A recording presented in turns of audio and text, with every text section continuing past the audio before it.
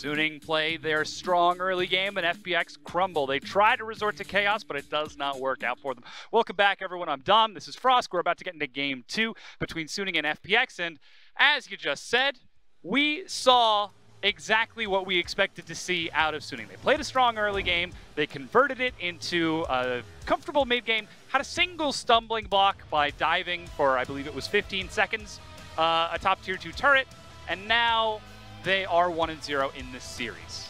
Yeah, and I feel like a lot of this stemmed from the draft phase. I think that Suning have brilliant draft phases. They allowed themselves a security blanket for late game. They saw exactly what FPX were going to do in their first 3 picks and had counters readily available for it. And I think if FPX want to grab anything from this draft phase against Suning, it's to deny the Shen pick, or at least have some sort of answer and expectation for it, because Yoon single-handedly won that lane phase and then just started stacking all of this gold onto Vladimir. Now, we do see the opportunity for that to happen out of FPX because they are going to be on blue side for this. Look, everybody's got to clean their...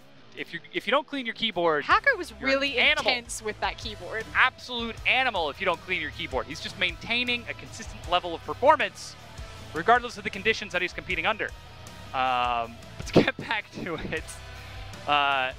There is an opportunity for FPX to try to counter that because they are on blue side. They don't necessarily have to ban it away, and they could look to first pick it themselves. That said, Suning showed they were so prepared in that Game 1 draft by baiting out the Nocturne.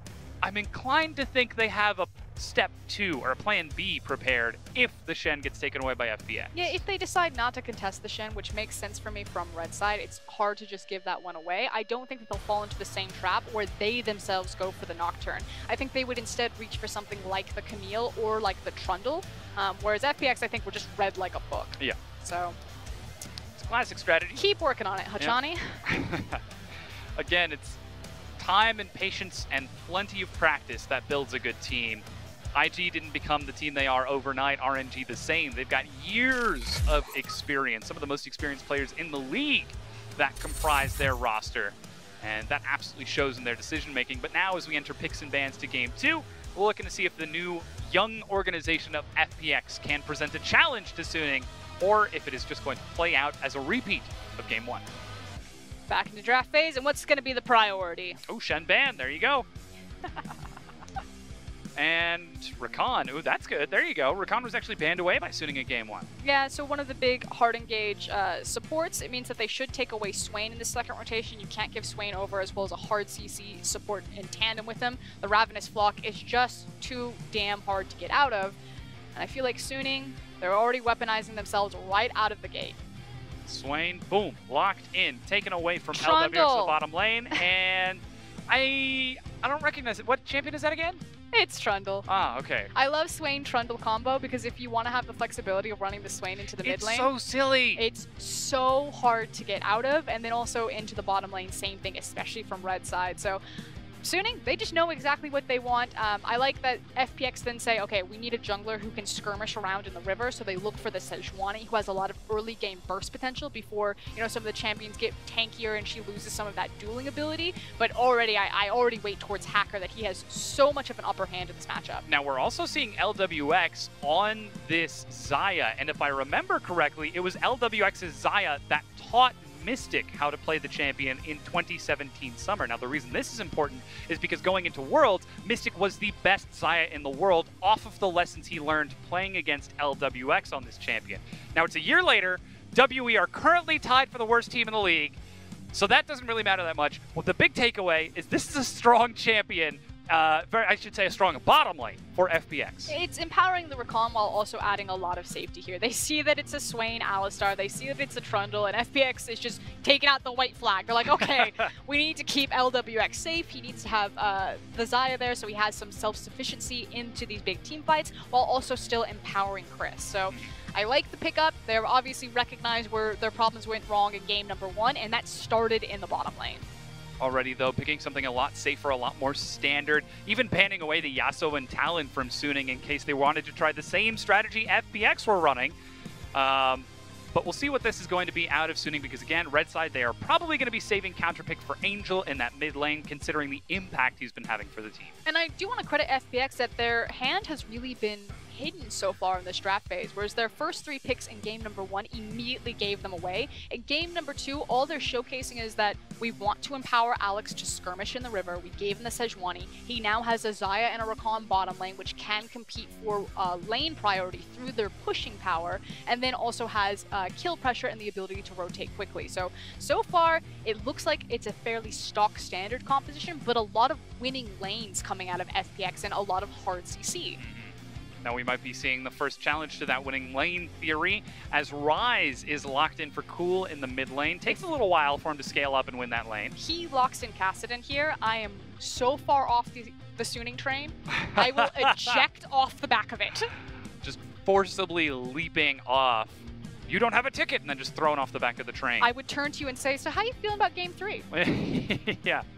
Well, hey, I mean, Suning, they've had an immaculate draft so far throughout the series, but Cassiopeia is the answer for Angel to try to keep Cool in lane. Thank you. So looking for the true counter pick there, and a lot of control in these team fights. Now, Suning, in the execution of these team fights, if they can keep everything fairly close to home in terms of around Cassiopeia, they are so devastating. Oh, yeah. A, how do you get away from them between the Alistar and Trundle combo? And then B, how do you ever dive into them between Cassiopeia and Swain? That is just a giant death ball that will rocket through this game. Yeah, especially when you look at the momentum of those carries if they manage to scale up into that late game. But I think something that also has to be considered is the momentum of FPX. If they're the ones going forward and Suning are going backward, it's very easy for Suning's composition to leave a straggler like a Cassiopeia or perhaps a Swain out of position. It's just difficult because, again, for me, the situation is that Suning read that this is a front-to-back composition from FPX. They have a true marksman, they have their big CCs in the front line between Rise and Sejuani, and they basically want to kill the front line and then slowly move towards the back line, you know, allowing room for Xayah.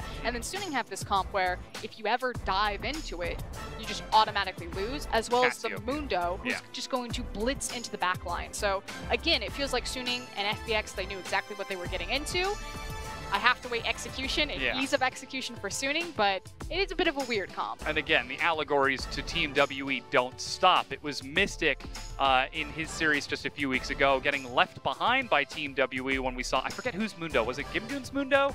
Walk through 5 people Mundo to kill the Mystics Ezreal, I believe it was, single-handedly chasing it down. So LWX, he's on Xayah, a little less mobility than the Ezreal, so perhaps we might get to see some more outplays if he's able to keep that Mundo from diving into the back line. But again, a lot of that is going to depend on how these team fights are set up and how the team, laning phase plays out. It's confidence into Gimgoon. If you're going to take a traditional marksman and then you don't ban away the Mundo because he is so difficult to stop from just walking into Xayah's face, then you have to look at Gimgoon on the Gnar. You must make a dent in this lane. You must keep Mundo down and you must force him to respond to you. Otherwise, your AD carry is just going to hate you. Yeah, is it confidence or a trust fall? And now we have to ask, are Gimgoon's arms out, or is he busy texting someone for this trust fall? Text fall, yeah.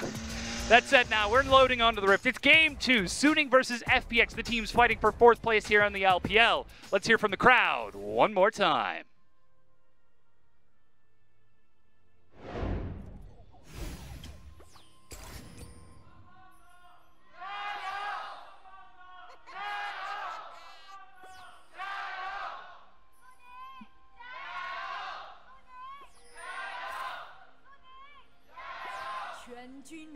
I almost had to check there to see that they were still in the, arena. In the stadium. I mean, different teams, callers, I suppose, wait for different signals. Usually they wait for the team logos to clash into the middle.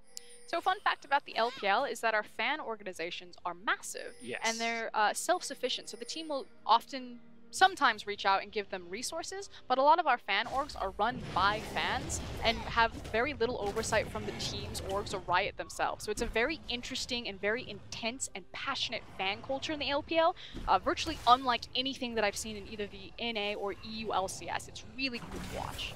And look at that. Whoa, double never move and the knockup. LWX stacks forward and takes a lot of damage, but already Fury is going to trade it back. That's the Ignite.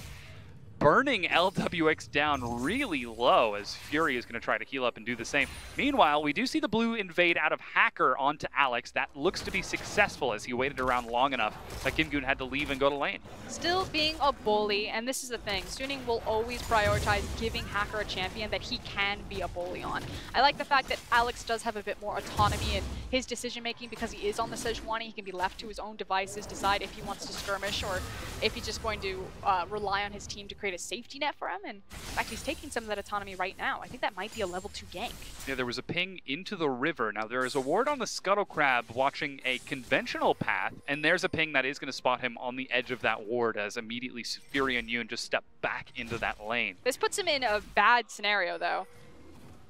Hacker trying to chase up. That's the frozen domain. Yoon with the headbutt. Delays the pulverize. That's a grand entrance. He's actually leaping away, but they're still chasing on. Never move. Is going to catch onto Crisp. No, he could be the sacrifice instead, but he has to flash away. And it is one flash traded for 2. Oh, disaster there. Alex, there's still some growing pains, still some miscommunication. As soon as he recognized that he was spotted by the ward, he needed to get the hell out of dodge. So it was the hesitation by thinking he could grab the Scuttle Crab. And Hacker, you know, he had a rough split. He was very up and down, very inconsistent, but since coming into 2018 summer, Hacker has really gone under the radar and should be celebrated more for the improvements that he's made to his pathing. Yeah, very effective at tracking the enemy jungler and also bullying them out, knowing his moments of power, when he can bring his mid lane or when he can bring his bottom lane in, and that's a big credit to the communication of Suning. If there's anything that we could take away from them having worked on in between spring and summer, it looks like it's how they play as a collective group, as 5, that has been giving them some strength. But it's here in this laning phase, Angel still just trading back against Cool, that Rune Prison getting some new damage against the Cassiopeia. Yeah, he's got a window where he can try to be aggressive into this lane until it starts to swing back towards Cassie. We do see cleanse out of Angel and teleport for Cool. So that does mean the tier could come out a little bit faster from Cool if he wants to try to play that phase out, or sorry, laning phase out that way by rushing the tier and just sitting back and catching minions. Don't know if that's Cool's MO though. Flexibility, versatility. That's cool. Now he learns his place. Are you just listing powerful words? Synergy and team building. Statistics and returns. Ooh, yeah. That's the miasma. Well, I mean, you said it. The lane would eventually turn to the Cassiopeia, and that seems to have happened. It's about where they spent their mana, though. Cool decided to invest a lot of his mana because he does have that early TP into trying to make trades as opposed to trying to farm. Angel made sure that he farmed correctly, had the plenty of mana that once he had control of the creep wave, that he was then able to use the extra mana that Cool didn't have into trading and zoning him off the creep wave. But not a lot lost because Cool just waited for the big wave to stack up, didn't even have to use his TP, so in the end, works out. I mean, he does have to catch the wave without mana, which is a bit of a pain. You can see he's actually 4 CS down as a result of that, and it looks like that wave is going to push back into Angel in a few moments, giving him control. But Alex, he's ganking the bottom lane. Yoon is the target. He's still got flash and flashes back. Ignite burning down. LWX using his own flash to back away, but here comes Hacker.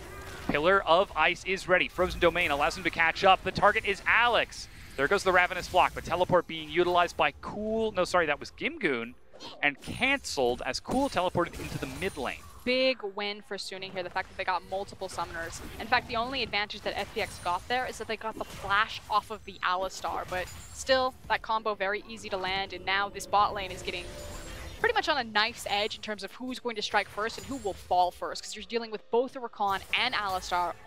Most of the flashes are down, just Fury with his up. How quickly can you sidestep the ability? How quickly can you react and run if you get caught out of position? A lot of this is going to come down to the lane and minion wave control. And likewise, the junglers getting involved. And both junglers have shown their hand that they want to try to set up these kill-oriented bot lanes, that there isn't a lot for them on the rest of the map. So I expect them to constantly make visitations down here. And so river vision is going to be so important within the next 5 minutes. Ooh, already some harass landing on the LWX. He's trying to heal up as best he can with only a Doran's Blade and a dagger, as he did have to recall earlier. But it is a tough battle against that Swain and Alistar threat. And already we can see Hacker for another gank in the mid lane. Angel drops the miasma, but double slow, and Cool is able to walk away. But Hacker has given himself away. Now, he did make sure that he placed the river vision that we were talking about, so Alex is spotted out. I thought Alex might want to try to go for it. Long path around? Ganking through the vision? No, instead he's just trying to combat the vision of Hacker, who's already set up on that side of the map. Twice as many jungle creeps for that Trundle, 41 to 22. So Alex is just trying to catch up. And Hacker, did he just do a full circle? Is he going to do another one? He is. Getting the blue buff that time. Ooh, that hit, by the way. He wants that blue, and he's got early rotation from Angel as well. But I think with Gnar rotating down, this is dangerous. Yeah, Cool is on the way, and Xiao Al is there. Gimgoon's going to get there first. Trying to use his teleport to get in. They're actually going to turn on to Gimgoon and force him to hop over the wall. Blast cone to safety. That does mean blue buff is finished off, passed over to Cool in lane. Bit of an overreach there from Hacker. I like the bloodlust, but I could have gone really sideways. Are you telling me Suning? Overextending? No. They've never done... Wait, they literally just did that in the last game. It's a little bit early for it. Usually, yes. Usually Suning start to crack a bit in the mid game. When you're 15, drawing, 20 minutes. Coloring within the lines and lane phase, it's usually fine. Yeah. All right, Headbutt is just the funniest ability when not paired with Pulverize. It's literally the don't you ever talk to my son again of League of Legends. Just get out of here. Yoon just being a bully down in that lane. Crisp is trying to trade it back over. He has Pulverize, yeah. so he was just going to stun him and then Pulverize him and keep him locked in place for 2 seconds. And that's the interaction patterns of an Alistar. You don't actually do anything, you just threaten to do things.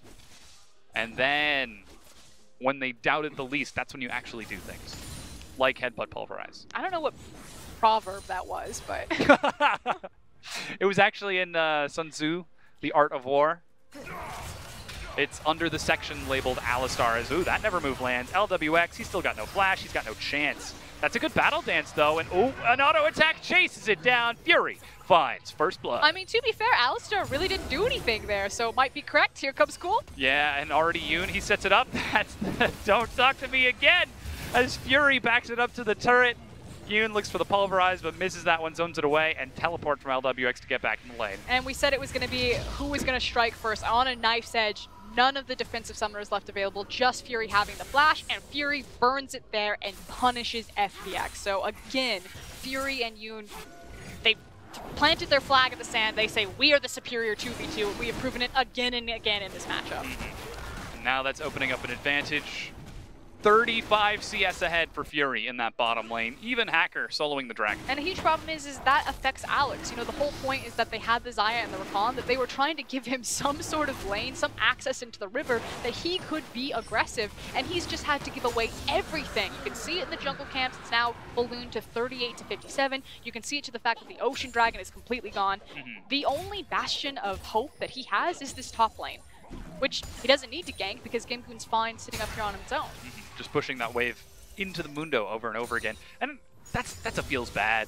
When you walk by the Dragon Pit, you look at the control ward in your inventory and think, nah, he's probably not doing it. I'll save it for Tribush. And then as you walk away, you hear the Dragon call out go, and ooh, there's a battle dance. Flash quickness is ready for Crisp. Alex is on this side of the map with his Glacial Storm. Even Cool is down here.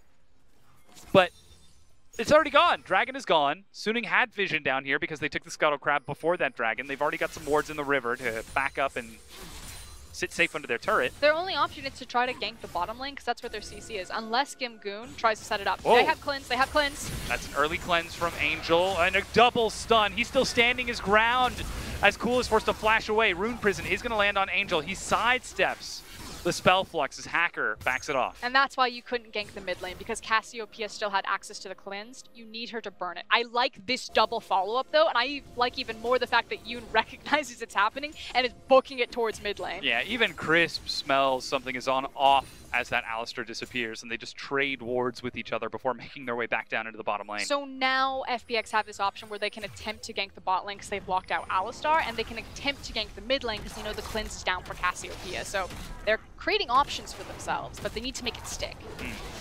They need to also be able to act on those options later on because Angel still has Flash. And though the cleanse was a little bit slow, he was able to land the Petrifying Gaze. But the thing is Cassiopeia is so fragile that she'd have to flash one of the hard CCs, preferably the Sejuani one, because between Ryze and Sej, you'd be able to lock her down through the duration of her health bar, that by the time she exits the CC, she'll be dead. So when the ultimate is down, because that can delay a lot of the combo coming out, and when the cleanse is down, it's pretty much the only window that you have. Well, perfect timing is also in his inventory. It's real rough. It's really not great, as again, Suning just playing a very strong composition. FLICKR just going to walk up and say, thank you, this is mine now. You made this, I made this. Takes that Raptor camp and books it back into his own jungle.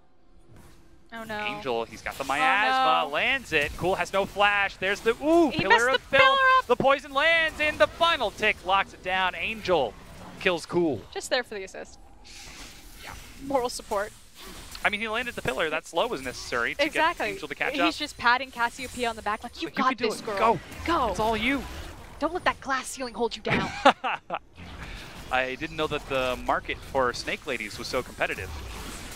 It's a niche. It certainly is. Oh man, he's still got his flash, he's still got his stopwatch. Now they're even turning onto the Rift Herald. Both supports are here as well. Smite is still ready for FLICKR. Teleport's coming in as it looks like a fight is about to break out. Angel with an early defensive flash. FLICKR needs to finish this off. Smite is going to pick it up. FLICKR finds the buff. He's left by his team though. Uses the subjugate, but happy to give his life over and put FPX on the board. He knew the situation for what it was. He had used his flash earlier, so he's like, I'm going down with the ship, boys, but I'm making sure that I take the steering wheel. One final song as we go down. I like the fact that it was steering wheel and ship there, and you didn't call me on that one. No, yeah. Well, I mean, it is the captain ship. There they go. That's the dive. That's the CC that you were talking about, flash or not. That's a big catch onto Angel. Yeah, and died without the perfect timing. So we had our question answered, Dom. If he doesn't have cleanse, he dies. Yes, now we know. And hopefully now he knows as well, as he will finish off the Archangels and tries to complete that into the Staff of the Seraphim. I'm excited to see where he goes with that Blasting Wand. If he decides to go into a Rod of Ages second for more health, or maybe just the Rylai's to chase targets down. There's a little bit of flexibility in that too. I like the utility, but I could see both options being viable as he's sold it. Why are you doing this to me, Angel? All right. That's fair. That's a fair trade. I'll take that. Look, you win some, you lose more. Especially if you're FPX. 4 and 6 in the standings. I definitely saw you just check their standings. Is this an accurate statement? I should hope it is. But Fury, he's the one who's been winning a couple of games, pushing down to this bottom tier 1, keeping FPX busy down there. There is no flash quickness from Crisp. Should we call that the flash crispness? Hold on. Whoa, they're diving, and that's a bit unlucky as Xiao heals himself up. Cool, still gonna dive up there. He's got the Realm Warp, and Xiao is gonna walk it through. Cool, he doesn't have flash. He's gonna try to get out of this. One more turret shot, but he's got stopwatch. Good aggro juggle. Stylish from both sides. Ultimately, Suning still trading up, however, because they get not one, but 2 charges from Shelly, take down the mid tower, and they are now booking it bottom, which has forced Crisp and LWX to vacate the premise. So it's going to be a 2-tower swing in favor of Suning. 2.5 if you count that half turret damage on the mid tier 2, but like you said, bottom tier 1 goes down. Gimgoon's still pushing up, and here's that play again. Ooh, it's the Battle Dash flash quickness. It was stylish. Crisp showing us why he has been a Mako fan for quite some time. The hard engaged supports. I feel like Crisp has actually been the most consistent member of FPX's roster right now. We were constantly having this conversation about their synergy, their communication, the fact that individually they're strong pieces, and they just need to learn how they fit together as the perfect puzzle. Crisp has just been perfect backbone.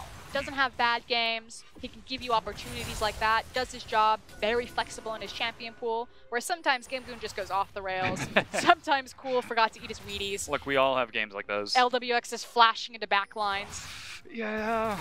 On Xayah, it should be noted. Not on somebody like Swain, who wants to do that. The one that comes to mind was the recent Kaisa one, where they were winning a team fight, and then he just threw himself into Talon's waiting hands. I can do it!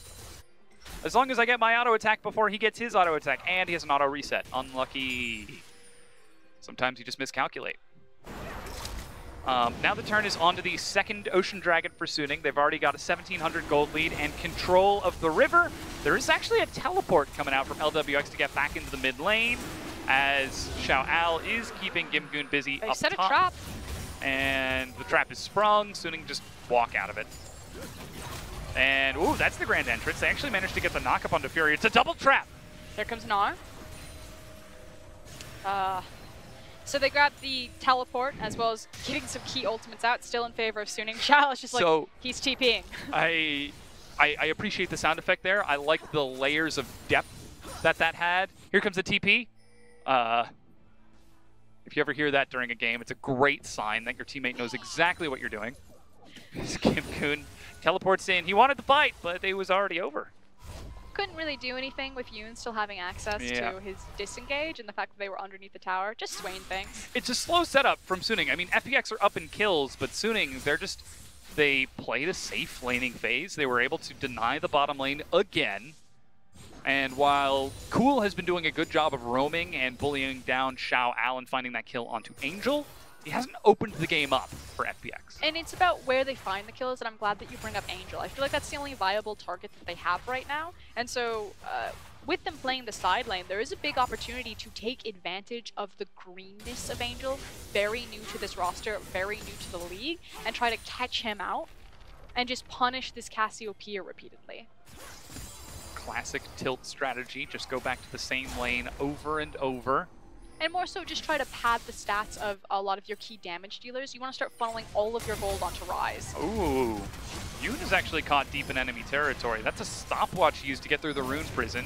Doesn't have the Unbreakable, but he does have Flash. Uses Pulverize to get back out, forces to flash over the wall. Hacker is deep into enemy lines. Crisp, separated from his team, ends up going down, and I cannot believe it. Suning are able to turn that pick around. Xiao Al is chasing onto Cool. He's still got Flash. Alex still has got his own Flash. Xiao Al, is he going to keep running after this? Hacker going in from the far side. Alex flashes too soon, caught by the Pillar of Filth. And Cool forced to walk away. And a byproduct of the fact that it was Gimgoon who used his TP and that attempted gank mid lane meant that there was a numbers disadvantage for Suning. Mundo had access to the TP, he immediately pulls it down. We talked about how there's no viable targets unless you find the Cassiopeia to instantly blow someone up. Instead, they find the Alistar. He's tanky enough that the TP comes through, and now it's a second mid-tower falling in favor of Suning, and the gold lead starting to balloon out of control. Gimgoon is trying his best to answer in that top lane by pushing all the way up to Xiao Al's tier 2, but he's able to defend it for now, so it's still only potential gold that they have got. And look at that, even Hacker hovering above Angel in case Cool was going to get a bit frisky, but here's that fight again. And Suning do play this very well. I love the use of the perfect timing from Yoon. Fury then immediately claps onto him, and then Yoon's just like, okay, I'm out. And then he approaches the wall again, and he's just waiting for someone to step too close to the Dragon Pit so he can get back involved onto this fight. Pulverize, yeah. And it's Hacker who actually comes in from the flank from the side, catches Alex with the Pillar, and even seeing the Ravenous Flock out of Fury pull him out of place before he can get a chance to respond. And then cashing in on what Shelly had already set up. Yeah, the Swain Trundle combo that we were talking about during pick and ban. Whenever anyone gets hit by CC, Swain can just right-click them and pull them back towards him. Traditionally, we see it used with that never move, but it does synergize exceptionally well with the point and click of that pillar. It is so hard to get away from Suning's death ball composition with all of the forms of their CC and their chase potential, Mundo and Cassiopeia. Like I said, I really like the idea of the composition. I think it's really difficult for LWX to be effective as a marksman here. He's super reliant on Gimgoon and Cool and Alex to create a big front line for him. Otherwise, it's all over. It's a real big trust fall because LWX is the one who needs to survive along with Cool for most of this death ball from Suning. And it's kind of like in movies whenever you see the giant tree falling and the protagonist runs in a straight line. FPX, would they benefit from going sideways here? Going laterally to the direction of the tree falling? I don't know. Gimgoon needs to get the hell out of Dodge, though. He does. There's a lot of people trying to go top. 4 people that were trying to run him down. All right, we can find this kill, and we cannot. But hey, we've got the Stormrazor finally finished on LWX. Cool. Finishing off his Seraph's Embrace. Fully upgraded and evolved. Looking towards his Morellonomicon now. And he's actually getting a lot of damage onto this. There's no teleport. He's going to be able to take this, unless he decides to back away early. Yep. Free gold. You can see that in response, Suning are setting up the top side of the map, so hopefully they'll be able to trade 1-for-1 and get a bit more controlled leverage over the Baron Pit area. especially because they have 2 mid-tier towers down, and that's going to be the next window. We talk about the systematic dance that a lot of our LPL teams go through, and we have started the steps with Suning. The yakety steps. Yakety sacks. Step 1, take down some tier 1. Step 2, throw a team fight. Step 2 is place your triangle vision. Step 3 is throw a team fight. Oh, yeah, that's the one. You're correct. You're correct. I'm getting my order wrong. To be fair, they missed a lot of those steps. Yeah, forgive me. I'm thinking of NALCS, where step 1 is throw a team fight. And FPX, they're trying to contest this here. They're actually fighting over Scuttlecrab and stepping forward. They know they've got Gimgoon with teleport, and he is close to Meganar, but still, it's just the numbers advantage from Suning, moving as a collective 4-man unit. And FPX at this point in the game, they need to stall long enough so they can start getting to those 3-item breakpoints for their carries on Ryze and Xayah. Uh-oh. That's too early. Just walking in. That's Crisp going in. Uh-oh. I mean, they did set up the triangle vision, so we're on step 3 of the song and dance. So FPX need to stall out the game a little bit more so they can get the necessary gold on Xayah and Ryze so that they can actually compete in these team fights and fight them front to back. Because right now, Suning recognize that they're stronger, and they are just trying to muscle through this. And it seems like they're going to succeed. LWX can't step up to this massive death ball from Suning. The wave crashes into the inhibitor turret. Hacker even steps up, even the miasma, and they break it down without the Baron. Now there's a minion wave pushing top. Gimgoon might be able to trade with a tier 2 as Xiao Al is bottom. But that is not a worthwhile trade, and we're falling into a very similar scenario in the last time we saw Gimgoon in the LPL. You have to join your team. And I understand that you are Gnar, that you've itemized for that side lane, but because Suning got so much bang for their buck, hold on. Teleport onto the Baron. Now Scuttlecrab is going to see this. They're actually starting it out, and here comes the rest of Suning. Meganar is about to fall off. Yoon is the one who leads the charge. Gimgoon hops over the wall. Okay. Because Suning got so much bang for the buck off of the Rift-tailed usage, because again, FPX put so much stock into Gimgoon and didn't get anything out of it, Gimgoon can't afford to make side lane plays like that. Like, you look at his build, you say, what else is he supposed to do? He has to play a side lane. Well, he's already put in a situation where he can't afford to do that anymore because Suning cracked open the middle of the map through Rift-tail because he wasn't there to start. So they go for the desperation play. If it works out, you get a Baron. That's a huge swing back. But now you don't have your TP. They at least recognize that as soon as the Meganar fell off, that they had to disengage from the fight, because if they took that fight, big loss. Pretty much the game ends there. Yeah. But now you have this big window where, without having access to that TP, Suning should just play around the Baron pit and play these side lanes and wait till they have a numbers advantage. And that's where we start to see some of the struggles for FPX, is because they're a team that, in the LPL, we always talk about these 50-50 team fights. Oh, it was LW. Okay.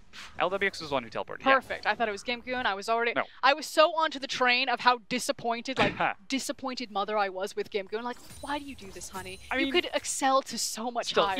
Even with that teleport out of LWX to try to group up with this team, the 50-50 coin flip of that fight is still something that's really risky when the inhibitor is already down. I feel like FPX as a team, they'll take the 50-50 looking only at the good that can come out of it and not properly evaluating the weight of what happens if they lose. I mean, that's definitely true, but I feel like that's true for both teams, because again, the inexperience of these rosters.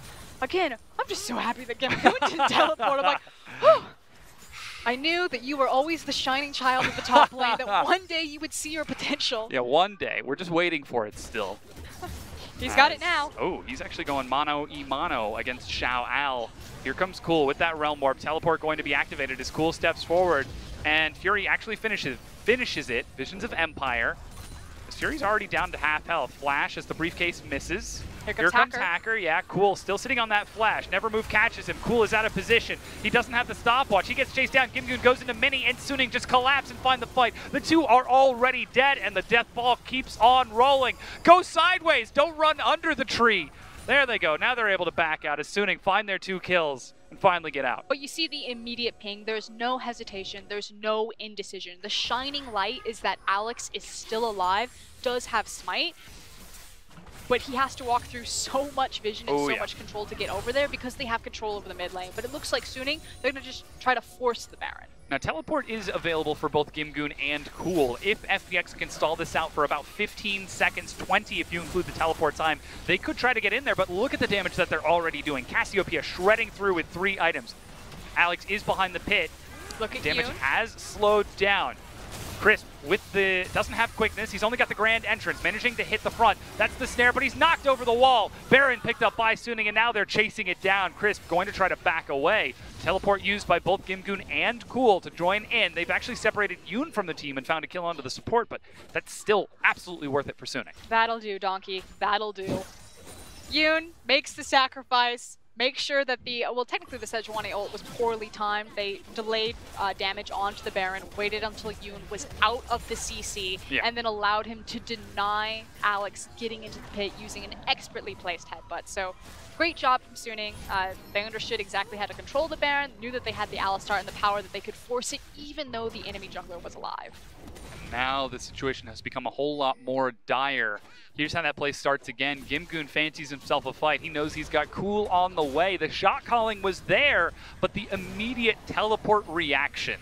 And this is, again, FPX, as a byproduct, only think about what they can do and don't think 2 steps ahead about what their opponent can do.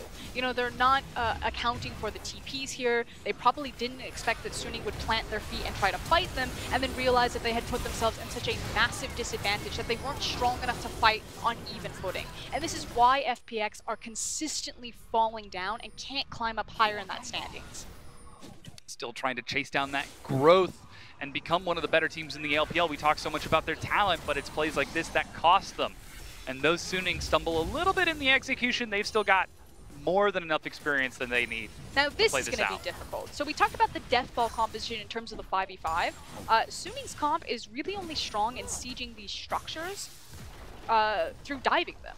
You know, it's going to take them a really long time with this Baron to whittle down these towers because they're just waiting on the caster creeps and the cannon creeps to do most of the work for them unless they see a potential opportunity to dive. So there is potential that FPX punish them though. You know, you have a Gnar, you have a Sejuani, it's dangerous to dive that. Yeah, well the bottom tier 2 is undefended as Cool actually groups up with his team before heading back down to that bottom lane with his recall. Double needlessly large rod as he's looking for a Rabadon. It's damage now that he needs.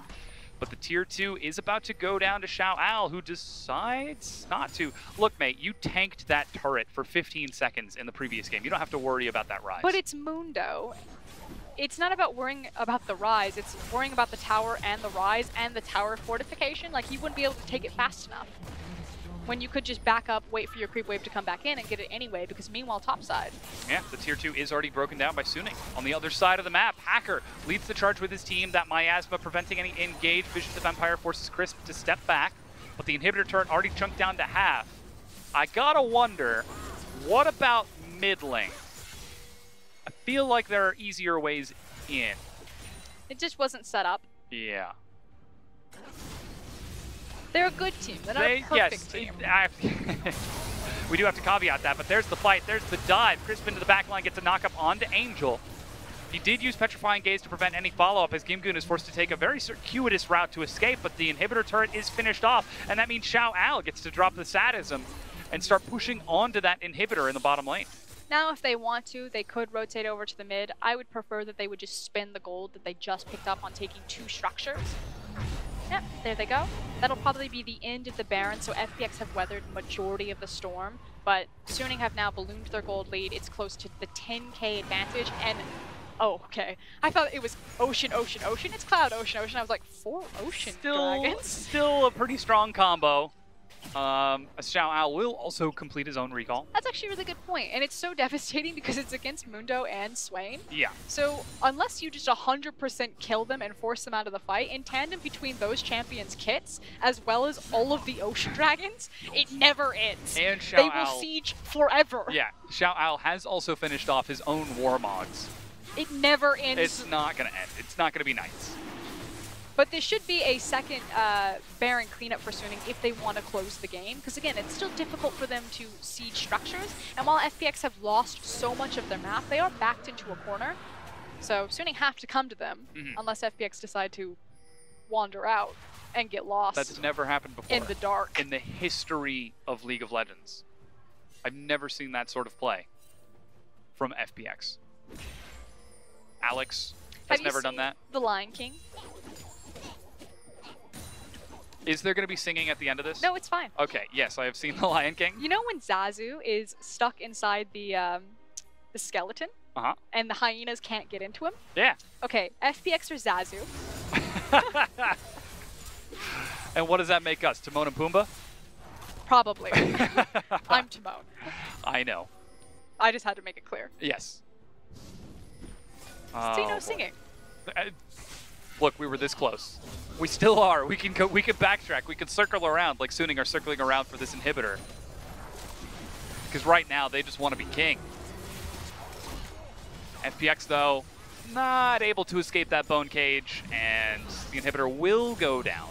Now bottom lane wasn't prepped, and Baron is up in 90 seconds, so now Suning find themselves with a choice. Now the thing is they can't escape the bone cage, but at least they won't die in the bone cage right now. Of course, after second Baron comes through, the bone cage disappears, and then it's all over. Look, glass half full. That's all we're talking here. Yeah, so there's one big opportunity left for FPX to pick the timing window when they safely decide to exit the cage of their base, and then try to fight for that Baron. Now, it should be noted, we do have some big items out of FPX if they were to take that fight. Again, Rabadon's is finished for cool 316 CS. Again, we've seen this from him time and again. 2 items also finished for LWX. He's picked up his own Last Whisper and Grievous Wounds. 2 items. You take that. It's just, the problem is he's got the KFC variety bucket. He's got like, he's got some penetration, he's got some MR, he's got some Grievous Wounds. A little bit of crit damage. And ultimately he's like... Maybe he's not trying to kill the Mundo, he's trying to kill the Cassiopeia. It's not even ingredients that you would want to eat together. Like normally when you think variety bucket, you got some cornbread, you got like a biscuit, some mashed potato. It all goes together. Yeah. This is like scrambled eggs and jelly, some cheese. Some ketchup. Ketchup goes on eggs. No, it doesn't. Peanut butter, that's what it is. He's got peanut butter, eggs, and salt. There's honey for some reason. Ugh. We should not make a cooking show. Suning pushing up to the inhibitor now. They're following the recipe. They've put the super minions into the oven. Now they're just letting it bake for a few minutes. Baron has spawned on the other side of the map, but Suning, they're content to go for the siege. Hacker is the target, flash engage. They've found Fury in the back, but there's no follow-up onto that knock-up. And Suning, they just walk backwards at the end of the fight. Suning are trying to force it without the Baron, and they're trying to let their super waves in both the top and the mid do a lot of the work for them. So now you have key ultimates down for FPX, and Suning believe that that's just going to be free reign to take the inhibitor, knowing that FPX don't have any way to hard engage on them. There's no Mega Gnar, there's no Sejuani ultimate, and so in a composition that really struggles to siege towers, there's no threat from stopping them of approaching it. My question is, do Suning try to end the game off of this, especially as that super creep wave is doing so much damage on the Nexus, or do they just take 3 inhibs and then grab the Baron? Well, the first Nexus turret is already down. Seems like the choice is being made for them. Cool tries to step forward, and Hacker manages to heal up in the back. Watch that you. Triple Ocean. There he goes. My eyes are looking for it. That's the 2-man knockup. Cool is the target. He gets caught on the miasma and dies without getting the flash away. LWX runs to the fountain with Alex, but a double kill for Fury as he chases and locks down the kill. Come on, guys. Let's see those emotes from Suning as they're able to turn onto the Nexus and close this series out 2-0 against FPX. And Suning smoked them out of their cage. They let the super creep waves do the work for them and didn't even need to turn towards the Baron. A very methodical 2-0, very controlled. Couple of stumbles here and there. I think there were 2 missed team fights, but otherwise, Suning looking very impressive after this best of 3. Yeah, very strong performance out of Suning. Again, this is a team that beats the teams below them, struggles a bit with the teams above them in the standings, and that's to be expected from a team that is still trying to grow with these young members as they shake hands with FPX and make their way to the front of the stage. And it just makes the Eastern Conference that much more competitive. If you're looking at the likes of BLG or LGD, these 2 teams that might have a viable opportunity to grab that last 4th place spot, you now look at Invictus Gaming, RNG, JDG, and then a performance like that from Suning, almost all hope is lost. Does create a big scare for LGD, BLG, and Vici if they still want to try to chase down that final playoff spot, as Suning are starting to put some more distance between them, but now we can see FPX have to make their way backstage after that loss. And the people who are grinning backstage, TOP. They have their game against RNG later on in Beijing. No one really expects them to win it, but FPX, they had extra games. They had the ability that they could leap ahead in the standings. You know, they dodged playing one of the top teams in Edward Gaming in RNG, and now TOP are like, okay, continuing to slide down. You need to make this cross-conference count. And 35-minute victory, smooth and steady from Suning. Fury putting out some massive damage by the end of that game. Really started in the bot lane for me. I doubt that Fury is going to continuously be robbed of these MVPs for how much work he does. It feels like when FPX draft for the ability to play around their bottom lane, at least have pushing priority, Fury just throws a spanner in the works and just says, no, bot lane is never going to be a point that you can play against when you face us. And for a team that's competing with JD, with Loken, RNG in that bracket with Uzi, Abel, and I guess Xiaohu whenever he shows up down on that side of the map. And then even Invictus Gaming with Jackie Love after his set against iBoy yesterday. Fury's starting to make a name for himself on that side of the conference. And you've got to look at the rest of the competition in Jin Zhao and Snow and Y4. I'll do the hard work for you. It's really stacked up. The only bot lane, like the bot lanes that you would be competing with are Jackie Love and Bao Lan and SMLZ and Kahlua. And because Bao Lan and Kahlua are so much weaker than Fury, Suning have the third best bot lane in the LPL. I would actually just make a hard statement on that. I don't think there's any third best. Third best. I don't think there's any refutable evidence, especially after, again, they smash kids. They make it look easy. Well, at least the teams that are lower than them in the standings. They even take solo 2v2 kills on some of our top-end bot lanes. They've killed iBoy and Mako in lane. They've killed Uzi and Ming in lane. Yeah, it's a good performance, and it's working out for them, especially if they can continue to play through this lane over the course of more time. Now, we do have a replay of that jungle fight. It was an attempted pick onto Yoon, who was able to turn it around, and that's what really started to snowball the setup for FPX. Again, that bottom lane starting to really collapse. And again, it's desperation for FPX. They know that they need to do something. They think that they have a pick, and so they just go all in on it. And Suning just able to outplay them. Multiple flashes actually over the Krug wall for them to get around it, but they just picked the wrong target. The only viable option that they had to kill there was the Cassiopeia. Anyone else that they find, it's going to take way too long to kill them before the rest of Suning can get involved, especially when you didn't have access to Gimgoon's TP. Yeah, and again, just chasing people down out of position and turning FPX's attempt on their head. Again, it's Suning not falling into the mud wrestling pit that is FPX's chaotic strategy, chaotic team fight and skirmish style, and keeping themselves head and shoulder above the water, though they did make a few mistakes and ended up not costing them in the long run. They're really good when they have kind of their game plan in front of them. Now, Suning have been a creative team, but they haven't been tested really this split, and when they fall behind, how do they manage to come back into a game? You know, what their options are. Because so far from this series, we saw, okay, here's game plan from minute 1. Can you follow all of the steps? And they did that. You know, maybe a couple of bad team fights, but ultimately the decision-making was correct there. But again, if they want to break into third spot, if they want to hard secure their 4th place spot into playoffs, they need to be able to do that against the top teams when they do fall behind. When it's not just a very easy song and dance and can you memorize the steps and do it correctly, it's like, no, now it's more jazz. Like, how do you improv? Freestyle, yeah. How can you juggle all of this going on? Because again, when they get back into their own conference, you look at the teams above them, JD, RNG, and Invictus Gaming, that's going to be no easy feat to take those teams down, as currently they're sitting right dab in the middle of the standings. They need to actually show that they can chase down that 3rd place spot, because again, as we get closer and closer to playoff, that seeding becomes more and more important for these teams to lock in that spot.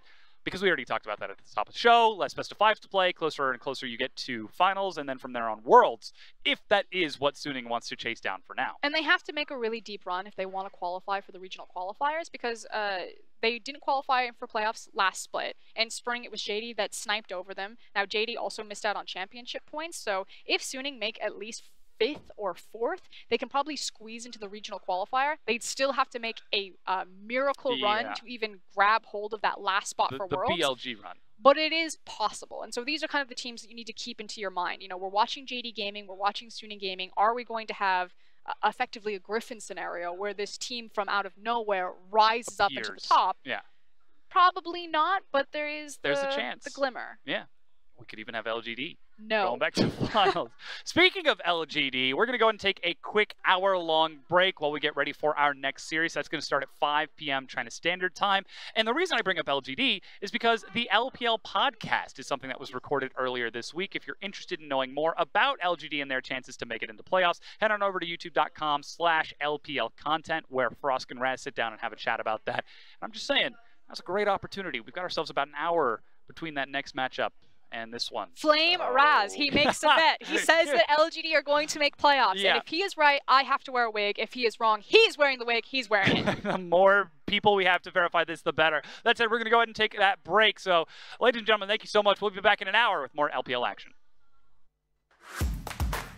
相信这支年轻气盛的京东，相信过程。